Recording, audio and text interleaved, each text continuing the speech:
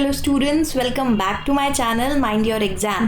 तो आज की इस प्लेसमेंट प्रिपरेशन की वीडियो में हम जो कोडिंग इंटरव्यू का क्वेश्चन करने जा रहे हैं वो है finding out the majority element in an array. और ये क्वेश्चन जैसे कि आप देख सकते हैं गूगल के कोडिंग इंटरव्यू में, अमेजॉन, माइक्रोसॉफ्ट, नगारो, एक्कोलाइट और फ्लिपकार्ट जैसी बहुत सारी कंपनीज, डी शॉ में भी पूछा गया है।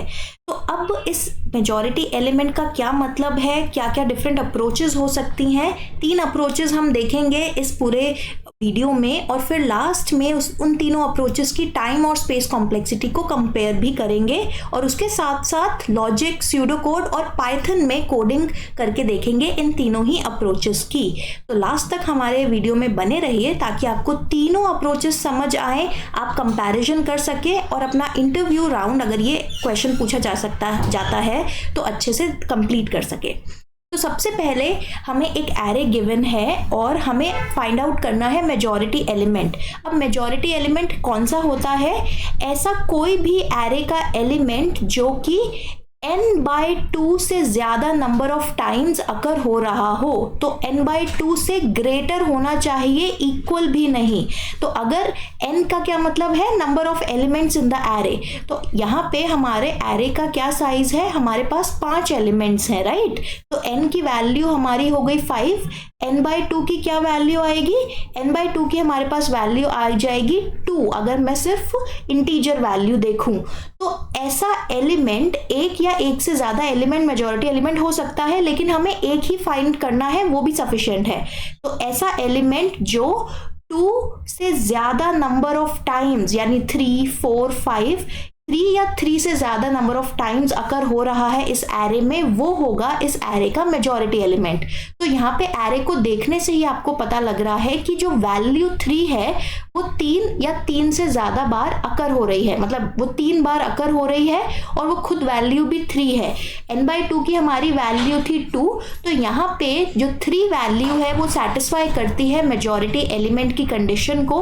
तो हमारा आउटपुट या आंसर यहाँ पे होगा कि 3 इस केस में हमारा मेजॉरिटी एलिमेंट है। ठीक है, अब अप्रोच 1 देखते हैं, या पहला लॉजिक क्या है, पहला आप क्या तरीका लगा सकते हैं इस क्वेश्चन को सॉल्व करने का।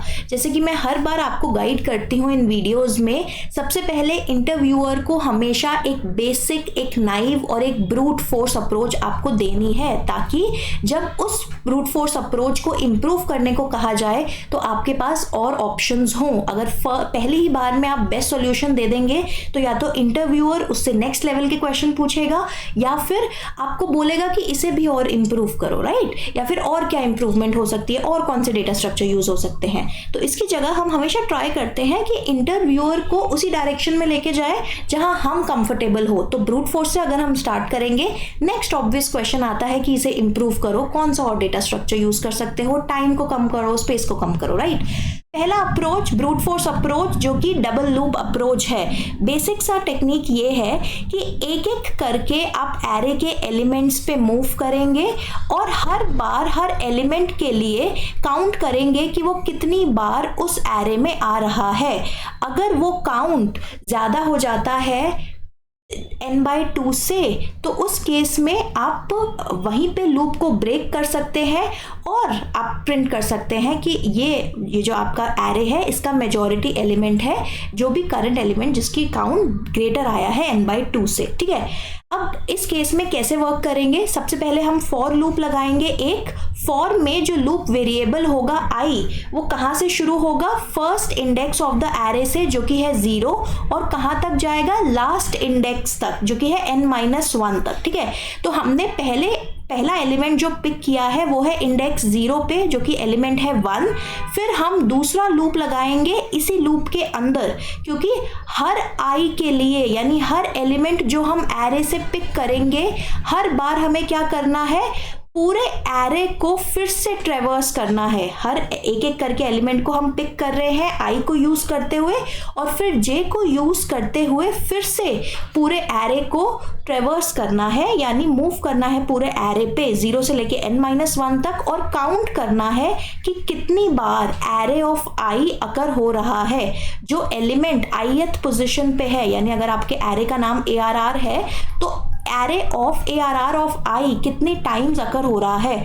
जब भी आप इस एलिमेंट को देखें, आप काउंट जो वेरिएबल लिया है या जो भी आपने वेरिएबल लिया है नंबर ऑफ टाइम स्टोर कराने के लिए, उसे 1 से इंक्रीमेंट कर दें। ठीक है, तो इस केस में आप जब आई की वैल्यू, मैं यहाँ पे ड्राई रन करके दिखा देती हूँ, आई की वैल्यू जब आपके पास है 0, जे की वैल्यू भी इनिशियली होगी 0, तो आई 0 मतलब एलिमेंट है 1, जे जाएगा 0 से लेके n-1 तक, यानी हर बार वो हर एलिमेंट पे मूव करेगा और काउंट करेगा कि कितनी बार 1 अकर हो रहा है। जब भी 1 आएगा तो काउंट की वैल्यू इंक्रीज हो जाएगी। काउंट हमारा फर्स्ट एलिमेंट के केस में कितना हो जाएगा, 1 ही रहेगा, क्योंकि ये जो 1 है वो सिंगल टाइम अकर हो रहा है। अब लास्ट में हम क्या करेंगे, हम कंपेयर करेंगे कि जो करंट एलिमेंट के लिए, करंट आई की वैल्यू के लिए जो हमारा काउंट आया है वो अगर n/2 से ग्रेटर है तो यहीं पे स्टॉप कर दो पूरा प्रोसेस और प्रिंट करा दो एरे ऑफ आई। अगर नहीं तो आप आई को इंक्रीज करेंगे, ये 0 से लेके 4 तक गया होगा जे, फिर आई की वैल्यू जब 1 होगी फिर अगेन 0 से स्टार्ट होगा जे। 3 के केस में जे पहले होगा 0 जब होगा जे, तो 0 से लेके लास्ट तक कितनी बार आ जाएगा हमारा वैल्यू 3 हमारी 3 बार आ जाएगी। और जब हम चेक करेंगे कि ये वैल्यू कितनी बार अकर हो रही है, ये 2 से ज्यादा बार अकर हो रही है, राइट। तो 2 से ज्यादा बार अकर हो रही है मतलब ये एक मेजॉरिटी एलिमेंट है। तो आइए इसका पाइथन कोड देख लेते हैं। पाइथन कोड में मैंने एक मेजॉरिटी नाम का फंक्शन बनाया है। इसमें एरे मैंने पास किया है जिसका मेजॉरिटी एलिमेंट हमें फाइंड आउट करना है, और फिर इस फंक्शन के अंदर मैंने सबसे पहले एरे की लेंथ निकाली है, क्योंकि जब हम लूप्स रन करेंगे उन दोनों लूप्स में हमें पता होना चाहिए कि क्या एरे की लेंथ है, कहाँ से कहाँ तक हमें लूप को मूव कराना है। तो n में मैंने स्टोर करा the length of the array, फिर मेजॉरिटी एलिमेंट या मैच EL नाम का मैंने एक वेरिएबल लिया है, आप कुछ भी नाम दे सकते हैं, जिसको मैंने इनिशियली वैल्यू दी है नन। इसका क्या मतलब हुआ कि मेरा जो मेजॉरिटी एलिमेंट जब भी मुझे मिलेगा मैं इस वेरिएबल में वैल्यू को अपडेट कर दूंगी। जब मैंने इस वेरिएबल में वैल्यू को अपडेट किया तब मैं उस वैल्यू को लास्ट में इस वेरिएबल को प्रिंट करा दूंगी, राइट। तो सबसे पहले लूप पे आते हैं। पहले लूप के केस में आई वेरिएबल है मेरा और जो जा रहा है 0 से लेके n तक। इनिशियली हर एलिमेंट जो मैं कंसिडर कर रही हूँ आई लूप वेरिएबल के थ्रू, उसका काउंट यानी कितनी बार वो आ रहा है वो मैंने 0 रखा है। तो हर बार जब आई एक नई वैल्यू लेगा काउंट 0 हो जाएगा, क्योंकि हर एक नए एलिमेंट के लिए मुझे पहले काउंट को 0 करना है और फिर उसे एक एक करके इंक्रीज करना है जे के लूप के थ्रू, है ना। तो जब मैंने आई को एक वैल्यू असाइन करी, उस केस में जे मूव करेगा स्टार्टिंग ऑफ द एरे से बिल्कुल एंड तक।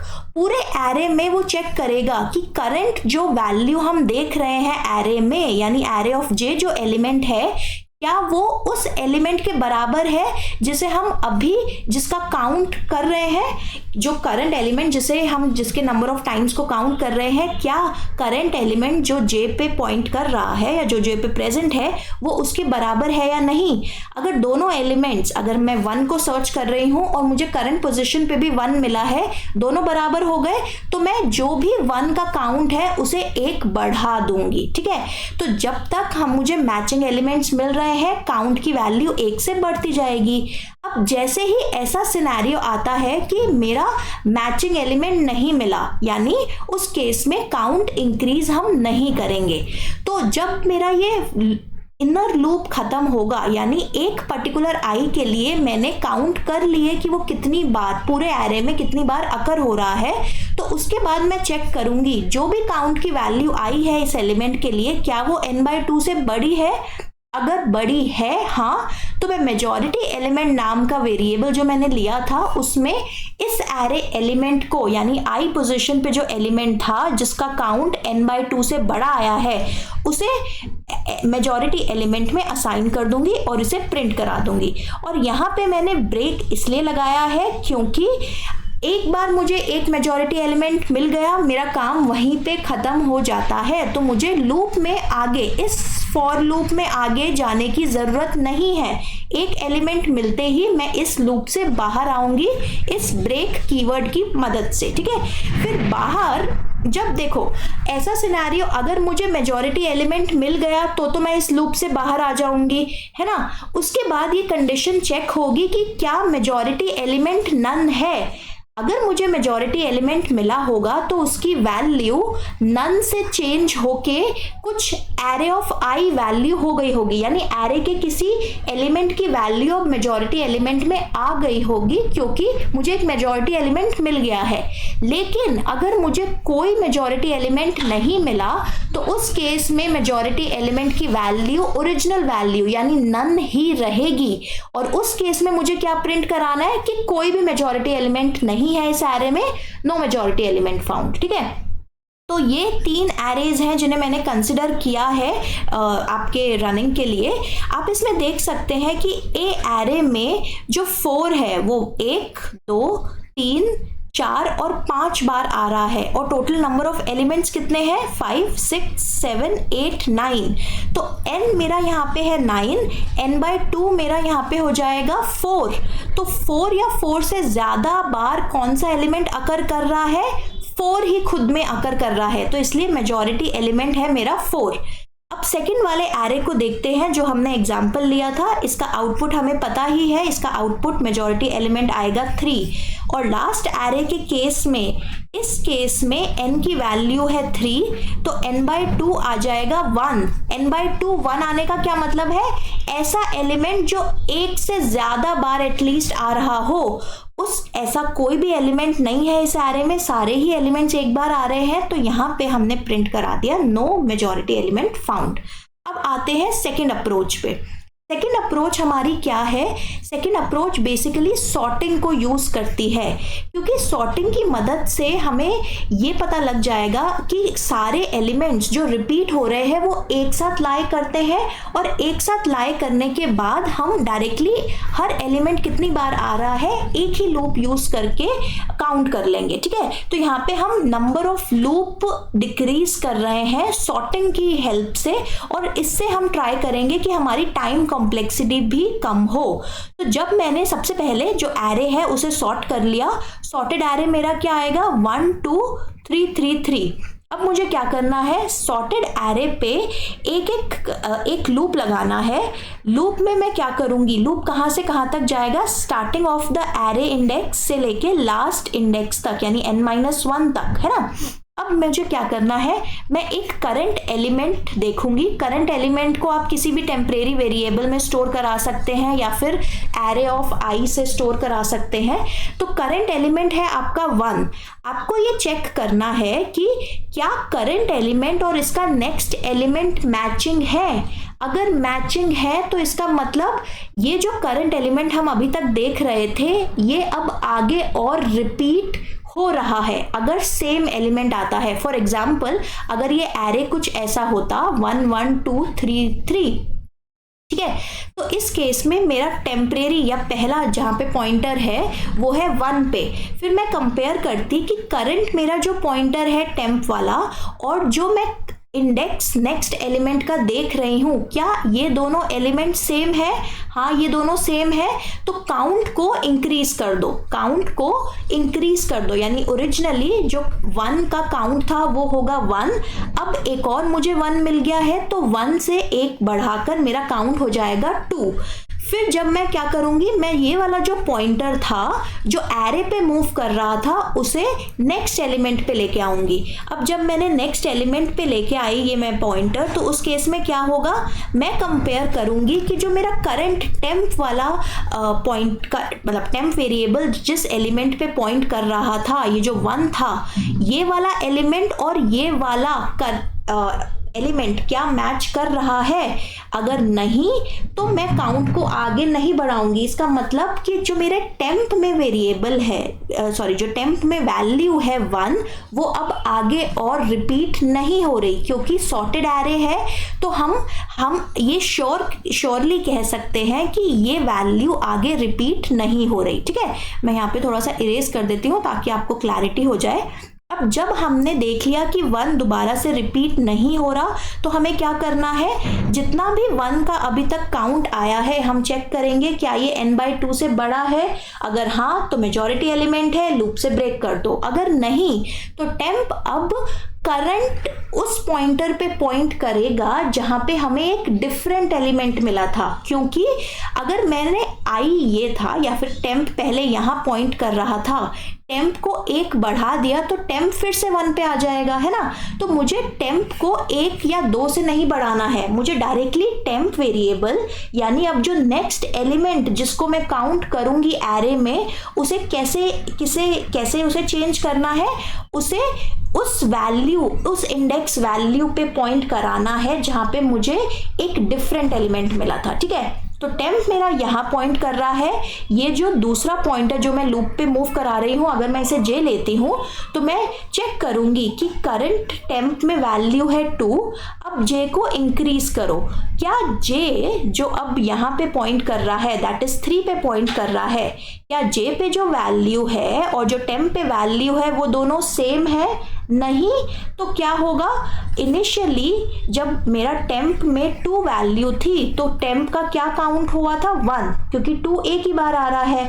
अब जब मुझे टेम्प के जस्ट एडजेसेंट में एक डिफरेंट एलिमेंट मिल गया तो मैं काउंट को इंक्रीज नहीं करूंगी, क्योंकि 2 एक ही बार आ रहा है, वो रिपीट नहीं हो रहा। अब मैं चेक करूंगी क्या ये काउंट n/2 से बड़ा है? नहीं। तो मैं फर्दर आगे बढ़ूंगी लूप में, टेम्प को फिर से चेंज करूंगी। टेम्प अब मेरा कहाँ पॉइंट करेगा, टेम्प मेरा उस जगह पे पॉइंट करेगा जहां पे मेरा लास्ट जे था। लास्ट मेरा जे कहाँ था, लास्ट मेरा जे इस पर्टिकुलर वैल्यू पे था, 3 पे था। तो टेम्प अब स्टोर करेगा 3, यानी अब हम 3 देखेंगे, 3 वाला जो एलिमेंट है वो काउंट करेंगे कितनी बार आ रहा है। फिर जे को इंक्रीज कर देंगे, जे अब नेक्स्ट एलिमेंट को पॉइंट करेगा। हमने चेक किया कि टेम्प जे पे तो जो वैल्यू है और जे पे जो वैल्यू है दोनों सेम है, तो 3 का जो काउंट इनिशियली 1 था उसे मैंने इंक्रीज कर दिया, अब वो वैल्यू हो गई 2। टेम्प को अभी हम चेंज नहीं करेंगे जब तक हमें सेम एलिमेंट मिल रहा है। अब जे को मैंने इंक्रीज करा, जे पॉइंट कर रहा है लास्ट वाले 3 पे, क्योंकि जे की करंट वैल्यू और टेम्प की वैल्यू सेम है, तो यहाँ पे 3 का काउंटर मैंने एक और बढ़ा दिया। और क्योंकि अब इसके बाद कोई एलिमेंट नहीं बचा एरे में, तो यहाँ पे लूप आपका खत्म हो जाएगा। और जैसे ही आपका काउंट टोटल होगा, यानी काउंट की एक फाइनल वैल्यू आपके पास आएगी, आप भी कंपेयर करेंगे क्या ये n/2 से बड़ा है, अगर है तो ये मेजॉरिटी एलिमेंट है, अदरवाइज नो मेजॉरिटी एलिमेंट। तो आइए इसका पाइथन कोड देख लेते हैं। पाइथन कोड में हमें बेसिकली एक फंक्शन लिखा है, मेजॉरिटी फंक्शन। इसको सबसे पहले इसकी कमांड हमने दी है, ये कमांड यहाँ पे होनी चाहिए, इंडेंटेशन में आई थिंक थोड़ी प्रॉब्लम है बट ये कोड वर्क कर रहा है। ओके, तो एरे को हमने सबसे पहले सॉर्ट किया है, सॉर्टेड एरे ऑलरेडी इसमें आ जाएगा, यानी इन प्लेस सॉर्टिंग हो रही है, हमें कोई असाइनमेंट स्टेटमेंट लिखने की जरूरत नहीं है।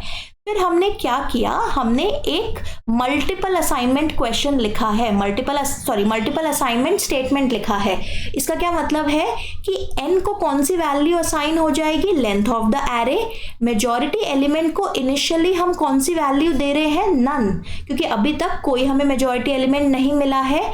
आई मेरा टेम्प के बराबर है, यानी जिस एलिमेंट को मैं करेंटली देख रही हूं, जिसको काउंट कर रही हूं, तो आई सबसे पहले स्टार्ट होगा 0th इंडेक्स पे लाई करने वाले एलिमेंट से, और उसका काउंट हम इनिशियलाइज करेंगे 1 से। हर बार जब मेरी आई की या टेम्प वेरिएबल की वैल्यू चेंज हो रही है, जब भी मुझे एक नया एलिमेंट मिल रहा है, तो उसका काउंट हम 1 रखेंगे, क्योंकि हमें एक बार तो वो एलिमेंट मिल गया है ना। अब हमें एक लूप चलाना है, लूप पूरे एरे पे चलेगा। सबसे पहले हम चेक करेंगे ये लूप 1 से चल रहा है, क्योंकि टेम्प या जो आई आपका वेरिएबल है उसमें कौन सा एलिमेंट है, 0 इंडेक्स पे लाई करने वाला एलिमेंट। तो हम कंपेयर करना या चेक करना नेक्स्ट पोजीशन यानी 1 से करेंगे।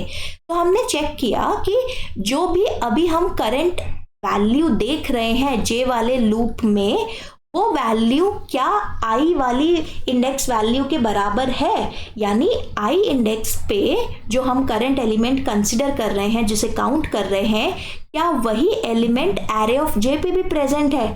इसका मतलब हमें अगर एक नया एलिमेंट मिल रहा है सेम वैल्यू का तो हमें उसका काउंट बढ़ाना है। अगर ये कंडीशन ट्रू नहीं होती तो इसका मतलब अभी जो टेम्प में या आई में जो वैल्यू है हमारी और जो करंट एलिमेंट हम लूप में देख रहे हैं वो डिफरेंट है, तो हमें एक नई वैल्यू मिली है। तो इसका मतलब जो टेम्प में या आई में वैल्यू थी वो अब आगे हमें नहीं मिलेगी क्योंकि सॉर्टेड एरे है, तो उसका काउंट हमारा फाइनल हो गया। तो एल्स मतलब कि अब हमें मैचिंग एलिमेंट नहीं मिला है, तो हम एल्स के केस में आएंगे। एल्स के केस में हम चेक करेंगे कि जो करंट वैल्यू जिसको हम काउंट कर रहे थे, अगर उसका काउंट n/2 से बड़ा हो गया है तो मेजॉरिटी एलिमेंट वाला जो वेरिएबल था उसमें इस आई वाली इंडेक्स पे लाई करने वाली वैल्यू को असाइन कर दो और ब्रेक कर जाओ इस लूप से, क्योंकि हमारा काम खत्म हो गया है। हमें बाकी किसी एलिमेंट को काउंट करने की या उसे एनालाइज करने की नीड नहीं है, ठीक है। अगर सपोज जो भी हमारा एलिमेंट था हमें उसका जो काउंट मिला था वो n/2 से बड़ा नहीं है, तो हम इस एल्स केस में आएंगे। इस एल्स केस में अब क्या होगा, हमने आई की वैल्यू को अपडेट किया है। आई की वैल्यू मतलब अब हम नेक्स्ट कौन सा एलिमेंट देखेंगे, जो नया एलिमेंट हमें जे इंडेक्स पे मिला है। और क्योंकि अब हम नया एलिमेंट देखना शुरू कर रहे हैं तो काउंट को फिर से हमने 1 कर दिया है। एक बार तो हमें ये एलिमेंट मिल ही गया है जे इंडेक्स पे, आगे उसमें अगर और एलिमेंट मिलते हैं तो काउंट 1 से हम बढ़ा देंगे, ठीक है। अब इसके बाद जब ये लूप पूरा खत्म हो जाएगा, ये लूप यहाँ तक है, लूप खत्म होने के बाद या तो हम इस ब्रेक स्टेटमेंट की वजह से लूप से बाहर आ चुके होंगे क्योंकि हमें एक मेजॉरिटी एलिमेंट मिल चुका होगा। अगर ऐसा सिनेरियो आता है कि आपका जो मेजॉरिटी एलिमेंट है, जैसे इस केस में देखिए या फिर इस केस में देखिए, जब ये एरे सॉर्ट होके आएगा 4 यहाँ पे मेजॉरिटी एलिमेंट है और 4 सबसे लास्ट में ही लाई कर रहा होगा। ये सॉर्टेड एरे कुछ इस तरीके से दिखेगा, 2 2 3 और इसमें 5 बार 4 आ रहा है ना। तो सॉर्टेड एरे पे जब हम वर्क कर रहे हैं तो हमारा मेजॉरिटी एलिमेंट लास्ट वाला आने वाला एलिमेंट है, यानी लास्ट में अकर हो रही है उसकी रिपीटिशन। तो उस केस में हम इस कंडीशन में कभी नहीं आएंगे। क्यों नहीं आएंगे? क्योंकि हम यहाँ इस कंडीशन में हम तब आते हैं, मैं एक बार इरेज कर देती हूँ ताकि आपको क्लैरिटी हो जाए। देखो, हम इस कंडीशन में तब आते हैं जब हमारे पास ये वाली कंडीशन, ये वाला इफ केस फॉल्स होता है। लेकिन अगर हमारा सॉर्टेड एरे में लास्ट में लाई कर रहा है एलिमेंट जो हमारा मेजॉरिटी एलिमेंट है, तो ये वाला केस तो कभी फॉल्स होगा ही नहीं। हम एंड ऑफ द एरे तक चलते रहेंगे और ये कंडीशन हमारी ट्रू होती रहेगी। देखो, जब आई में 4 है तो आई और जे, जब जे इस 4 पे पॉइंट कर रहा है तो ये दोनों सेम है। फिर जब जे इस वाले 4 पे पॉइंट कर रहा है तो ये दोनों सेम है। अगेन जे को जब मैं इंक्रीमेंट करूंगी ये भी सेम है और ऐसे ही ये दोनों 4 भी सेम है। तो हमारी इफ कंडीशन यहाँ पे कभी फॉल्स नहीं होगी, तो हम एल्स के पार्ट में तो आएंगे ही नहीं। तो उस केस में हमें क्या करना है, उस केस के लिए हमने ये काउंट बाहर हमने एक काउंट की चेकिंग बाहर भी रखी है कि सपोज हमारा मेजॉरिटी एलिमेंट लास्ट एलिमेंट है सॉर्टेड ऑर्डर में, तो उस केस में एक बार लूप से बाहर आने के बाद भी हम काउंट को चेक करेंगे, मेजॉरिटी एलिमेंट की वैल्यू को अपडेट करेंगे और फिर देखेंगे कि अगर मेजॉरिटी एलिमेंट नन नहीं है, नन कब नहीं होगा, जब उसे मेजॉरिटी एलिमेंट एरे में मिल गया है। अदरवाइज जो इनिशियल वैल्यू थी मेजॉरिटी एलिमेंट की वही रिटेन रहेगी, नन। तो अगर मेजॉरिटी एलिमेंट नन है तो मतलब प्रिंट करा दो कि इस एरे में कोई मेजॉरिटी एलिमेंट नहीं है। और अगर मेजॉरिटी एलिमेंट की वैल्यू नन के अलावा कुछ और है तो उसकी वैल्यू को प्रिंट करा दो। जैसे कि आप यहाँ पे देख सकते हैं वैल्यूज आई है 4 और 1। इस वाले केस में मैंने सेकेंड एरे चेंज किया है। यहाँ पे जो एलिमेंट है वो लास्ट एलिमेंट नहीं आ रहा सॉर्टेड ऑर्डर में, तो इस केस में भी ये वर्क कर रहा है परफेक्टली कोड, ठीक है। अब आते हैं अपनी लास्ट या बेस्ट केस अप्रोच पे, जिसे ऑप्टिमल अप्रोच भी हम कहते हैं, विच इज अप्रोच नंबर 3। अब अप्रोच नंबर 3 में हम और क्या इंप्रूव कर सकते हैं। देखो, जब आपने सॉर्टिंग लगाई और आपने सॉर्टिंग एल्गोरिथम्स मेरे या बाकी चैनल्स या फिर बाकी सोर्सेज से पढ़े होंगे, आपको पता है कि सॉर्टिंग एल्गोरिथम्स कभी लीनियर टाइम में नहीं चलते। लीनियर टाइम मतलब ऑर्डर ऑफ n, जितने एलिमेंट्स हैं उतना टाइम नहीं लेते। तो अप्रोच 3 में हम ट्राई करेंगे हमारी टाइम कॉम्प्लेक्सिटी को फर्दर कम करना। एग्जैक्ट टाइम कॉम्प्लेक्सिटी तीनों अप्रोचेस की क्या आएगी मैं आपको इस अप्रोच के बाद ज़रूर बताऊंगी, तो स्टे ट्यून्ड।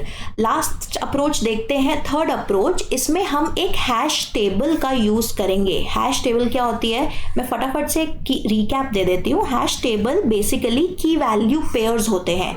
किसी भी हैश टेबल में हर एलिमेंट एक पेयर होगा, है ना। तो मतलब सिंगल एलिमेंट स्टोर नहीं होता, पेयर में एलिमेंट स्टोर होते हैं। और हर एलिमेंट क्योंकि पेयर है तो उसमें दो चीज़ें होंगी।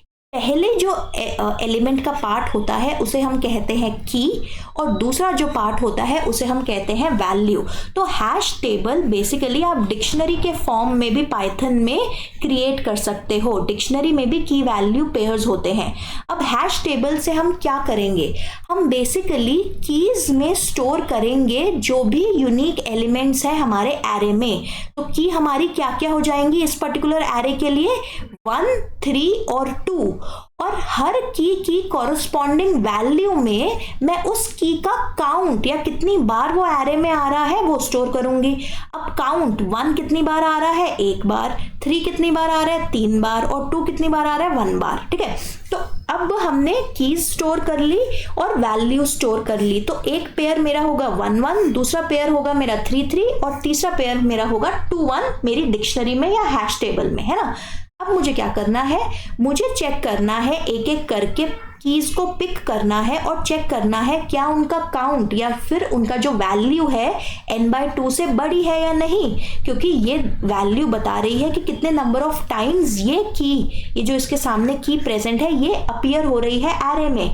तो अगर किसी भी केस में वैल्यू आ जाती है n/2 से बड़ी, तो उस केस में जो उस वैल्यू के कॉरस्पॉन्डिंग की होगी उस पेयर में वो हमारा मेजॉरिटी एलिमेंट होगा।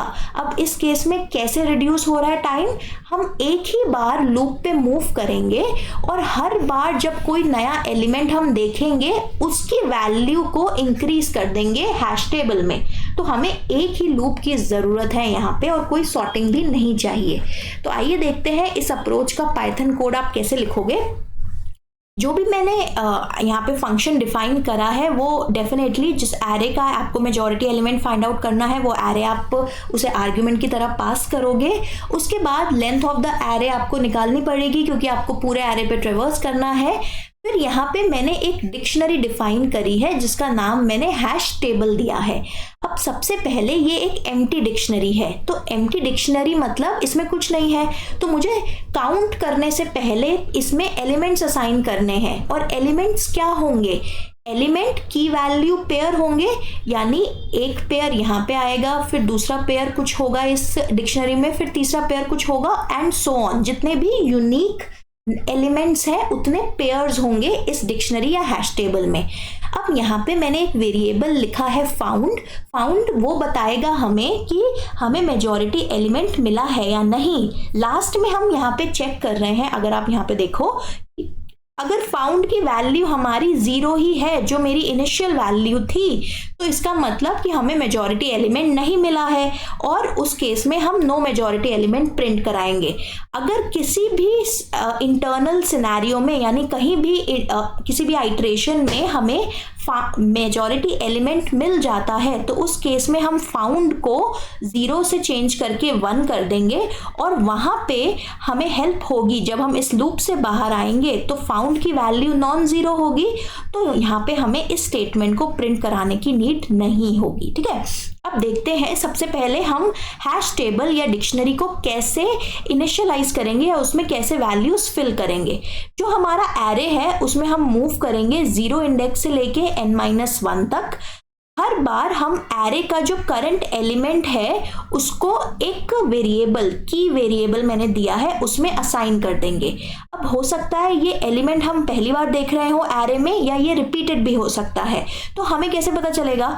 अगर ये की ऑलरेडी मेरे डिक्शनरी या हैश टेबल में एग्जिस्ट करती है, यानी की is already present in hash table, तो हमें क्या करना है? इसका क्या मतलब है कि की वाली जो वैल्यू है हम पहले भी देख चुके हैं, हमने उसे पहले भी स्टोर करा दिया है और उसका कुछ काउंट ऑलरेडी एग्जिस्ट कर रहा है। तो ये रिपीटेशन हम देख रहे हैं इस की वाले एलिमेंट की। सपोज ये एलिमेंट 3 है और हम 3 ऑलरेडी स्टोर करा चुके हैं डिक्शनरी में और उसका काउंट अभी तक है 1।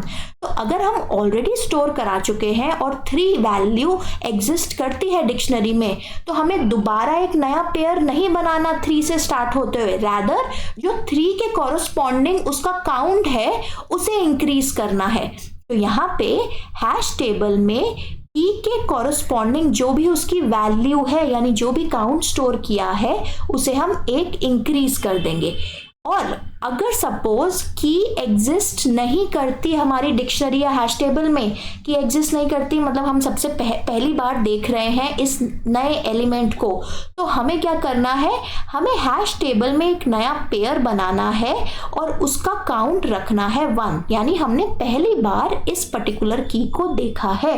तो इस तरीके से आप डिक्शनरीज में वैल्यू असाइन और अपडेट करते हैं। This is very important for interview point of view. ठीक है, अब हमने डिक्शनरी बना ली इस पर्टिकुलर एरे के लिए। जो हमारा ये एरे था 1 3 2 एंड 3, इस पर्टिकुलर एरे के लिए हमारी डिक्शनरी क्या बनेगी? हमारी डिक्शनरी कुछ ऐसी बनेगी। पहला एलिमेंट कितनी बार आ रहा है? 1 आ रहा है 1 बार, 3 वैल्यू आ रही है हमारी 3 बार और 2 वैल्यू हमारी आ रही है 1 बार। अब इस डिक्शनरी के हर एलिमेंट पे हम मूव करेंगे इस सेकंड वाले फॉर लूप यूज करके। देखो यहाँ पे हम एक फॉर लूप के अंदर दूसरा फॉर लूप नहीं यूज कर रहे हैं, इंडिपेंडेंटली 2 डिफरेंट फॉर लूप्स चल रहे हैं। ठीक है, तो यहाँ पे जो टाइम कॉम्प्लेक्सिटी होगी वो स्क्वायर नहीं होगी, n स्क्वायर नहीं होगी, n+n होगी, है ना। तो ये एक इंप्रूवमेंट है। अब देखिए यहाँ पे जब हमने हैश टेबल या डिक्शनरी अपनी बना ली, एक एक करके हम की पिक कर रहे हैं अपनी डिक्शनरी में से, यानी फर्स्ट एलिमेंट देख रहे हैं हर पेयर का। अगर उस एलिमेंट के लिए उसकी जो कॉरस्पॉन्डिंग वैल्यू है वो n/2 से बड़ी है, तो मतलब हमें मेजॉरिटी एलिमेंट मिल गया है, उसे प्रिंट करा दो, फाउंड को 1 कर दो और इस लूप से बाहर आ जाओ, क्योंकि हमारा काम खत्म। अगर वो वैल्यू n/2 से छोटी है तो हमें कुछ नहीं करना है, हमें नेक्स्ट की के लिए चेक करना है। जैसे ही हमें कोई एक ऐसी की मिल जाएगी हम फॉर लूप से बाहर आ जाएंगे, अदरवाइज लूप में कंटिन्यू करते रहेंगे। तो हम उन्हीं 3 एरेज पे जो हमने लास्ट के पिछले 2 कोड्स में भी देखे हैं, उन्हीं एरेज के लिए हम इस कोड को जब रन करते हैं तो आपको दिख रहा है कि सेम और करेक्ट आउटपुट आपको मिल रहा है। अब फाइनल चीज पे आते हैं, स्पेस एंड टाइम कॉम्प्लेक्सिटी, जिसके लिए आप सब वेट कर रहे थे।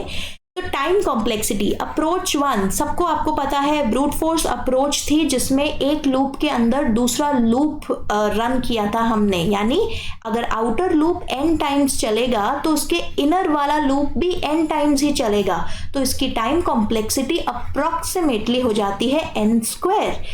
सेकेंड अप्रोच, अच्छा इसी अप्रोच की स्पेस कॉम्प्लेक्सिटी क्या होगी? हम यहाँ पे कोई भी एक्स्ट्रा एरे यूज नहीं कर रहे थे, है ना। तो यहाँ पे कोई भी एक्स्ट्रा इतना स्पेस नहीं यूज कर रहे थे कि वो ऑर्डर ऑफ n में आए, तो यहाँ पे कांस्टेंट अमाउंट ऑफ स्पेस या ऑलमोस्ट ऑर्डर ऑफ 1 स्पेस हम यूज कर रहे हैं। अब आते हैं अप्रोच 2 में। अप्रोच 2 हमारी सॉर्टिंग वाली थी। सॉर्टिंग में अगर हमारे पास हम मेजॉरिटी सॉर्टिंग एलिमेंट्स को, मेजॉरिटी सॉर्टिंग एल्गोरिथम्स को कंसिडर करें, तो बेस्ट टाइम जो आता है हमारा आता है n log of n which is less than n square। तो ये इम्प्रूवमेंट है टाइम कॉम्प्लेक्सिटी में। और टाइम स्पेस कॉम्प्लेक्सिटी की अगर हम बात करें तो वो यहाँ पे डिपेंड करता है कि कौन सा सॉर्टिंग एल्गोरिथम यूज किया गया है। अगर हम sorting algorithm merge sort use करते हैं, जैसे कि मैंने आपको इस वीडियो लेक्चर में भी मर्ज सॉर्ट डिटेल में पढ़ाया है, उसकी स्पेस और टाइम कॉम्प्लेक्सिटी भी मेंशन करी थी। आप चाहें तो डिस्क्रिप्शन बॉक्स में और टॉप राइट साइड में जो आपको लिंक दिख रहा है उस पर क्लिक करके समझ सकते हैं। तो अगर मर्ज सॉर्ट जैसा सॉर्टिंग एल्गोरिथम जिसकी बेस्ट केस में time complexity n log n होती है, अगर वो यूज किया जाता है तो यहाँ पे space complexity order of n आएगी, क्योंकि यहाँ पे हम एक्स्ट्रा एरे यूज करते हैं या एक्स्ट्रा स्पेस यूज करते हैं n साइज का, जो कि नंबर ऑफ एलिमेंट्स के बराबर होता है। ठीक है, अब आ जाते हैं अपनी थर्ड अप्रोच पे, हैश टेबल की अप्रोच पे। इस पे हम दो लूप्स यूज कर रहे थे। पहला लूप एरे पे चल रहा था, n टाइम्स जो चलेगा, और दूसरा लूप हैश टेबल पे चल रहा था। अब हैश टेबल में कितनी एंट्रीज हो सकती है? At the max n entries हो सकती है अगर हमारे सारे ही एलिमेंट्स एरे के यूनिक है। तो दूसरा वाला लूप वर्स्ट केस में n टाइम्स चलेगा। तो ये अप्रोक्सीमेटली ऑर्डर ऑफ n का टाइम आता है, यानी लीनियर टाइम में हम परफॉर्म कर रहे हैं अपना टास्क, अपना मेजॉरिटी एलिमेंट को फाइंड करना। बट इस केस में space complexity again order of n हो जाती है, क्योंकि हम हैश टेबल के लिए हमें एक स्पेस चाहिए होगा और उस स्पेस का मैक्सिमम साइज n तक जा सकता है, यानी n और ट्वाइस ऑफ n तक जा सकता है, क्योंकि अगर n यूनिक एलिमेंट्स है तो उन्हीं का हम काउंट भी स्टोर करेंगे, तो 2n हमें स्पेस चाहिए होगा, which is again order of n। तो that's all for today's video. ये थी 3 अप्रोचेज मेजॉरिटी एलिमेंट को फाइंड आउट करने की। आई होप आपको ये सारे अप्रोचेज और इनके लॉजिक, इनके कोड्स सब समझ आए हों। Thank you so much for watching till here. अगर इस वीडियो ने और इस अप्रोचेज ने, इस क्वेश्चन ने आपकी ज़रा सी भी हेल्प करी हो तो प्लीज़ हमें कमेंट सेक्शन में ज़रूर बताइए। लाइक कीजिए इस वीडियो को, और ऐसी वीडियोज़ देखने के लिए हमारे चैनल से अगर आप नोटिफिकेशन चाहते हैं कि जब भी हम नए वीडियोज़ अपलोड करें आपको नोटिफिकेशन और इन्फॉर्मेशन आए, तो इस चैनल को जरूर सब्सक्राइब कीजिए। और last but not the least, share कीजिए इस वीडियो को ताकि आपकी नॉलेज और इम्प्रूव हो। डिस्कशन करें आप अपने फ्रेंड्स फैमिली के साथ, आपका कॉन्सेप्ट ज्यादा इम्प्रूव हो। So thank you for watching. Till we meet in the next video. Mind your exam.